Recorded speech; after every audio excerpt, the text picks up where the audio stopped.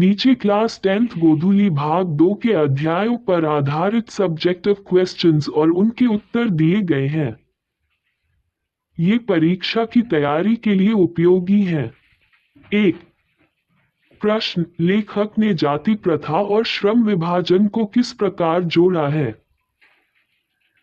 उत्तर, लेखक ने बताया है कि जाति प्रथा ने श्रम विभाजन को कठोर रूप देकर सामाजिक असमानता को बढ़ावा दिया है। श्रम का सम्मान नहीं होने से शोषण और भेदभाव को बढ़ावा मिला। 2.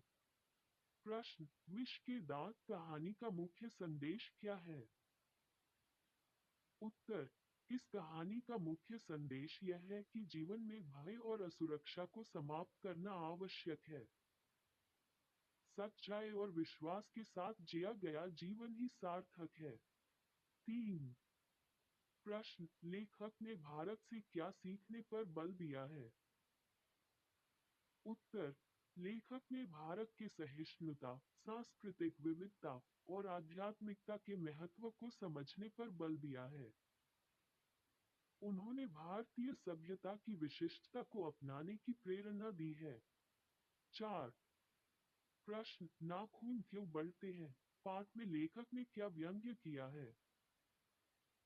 उत्तर, लेखक ने समाज की कुरीतियों और व्यक्तियों की स्वार्थपरता पर व्यंग्य किया है।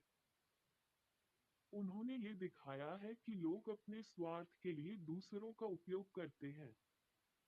5. प्रश्न, नागरी लिपि को सरल और उपयोगी क्यों माना गया है? उत्तर, नागरी लिपि को उसकी संरचना, ध्वनि और लेखन शैली के कारण सरल और उपयोगी माना गया है। ये वैज्ञानिक और व्यापक लिपि है, जो कई भाषाओं को लिखने में सहायक है। 6. प्रश्न, बहादुर कहानी का प्रमुख पात्र कौन है और उसका चरित्र चित्रण कीजिए। उत्तर, बहादुर कहानी का प्रमुख पात्र एक साधारण ग्रामीण बालक है, जो साहस और सच्चाई का प्रतीक है। वो कठिन परिस्थितियों में भी ईमानदारी और बहादुरी से काम करता है। 7. प्रश्न, लेखक ने परंपराओं के मूल्यांकन पर क्या जोर दिया है? उत्तर, लेखक ने कहा है कि परंपराओं को आंख मूंद कर नहीं अपनाना चाहिए। हमें उनकी सार्थकता और उपयोगिता का मूल्यांकन करना चाहिए और जो समाज के लिए लाभकारी हो, उन्हें ही अपनाना चाहिए। 8. प्रश्न, इस कविता में कवि का मुख्य विचार क्या है? उत्तर, कवि ने संसार के हर जीव और वस्तु में ईश्वर की उपस्थिति को महसूस किया है। ये कविता भक्ति रस से ओतप्रोत है और आत्मा की शुद्धता पर बल देती है। 9. प्रश्न, आवयों में किस प्रकार का सामाजिक संदेश दिया गया है? उत्तर, आवयों पाठ में सामूहिकता और एकजुटता का संदेश दिया गया है। लेखक ने दिखाया है कि सामूहिक प्रयासों से बड़ी समस्याओं का समाधान किया जा सकता है। 10.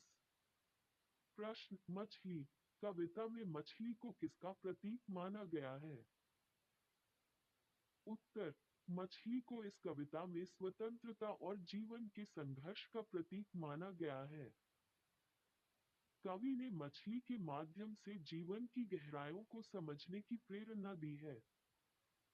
11.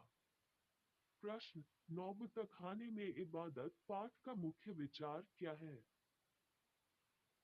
उत्तर, इस पाठ में लेखक ने ये संदेश दिया है कि सच्ची इबादत या पूजा कर्म और मेहनत के माध्यम से होती है।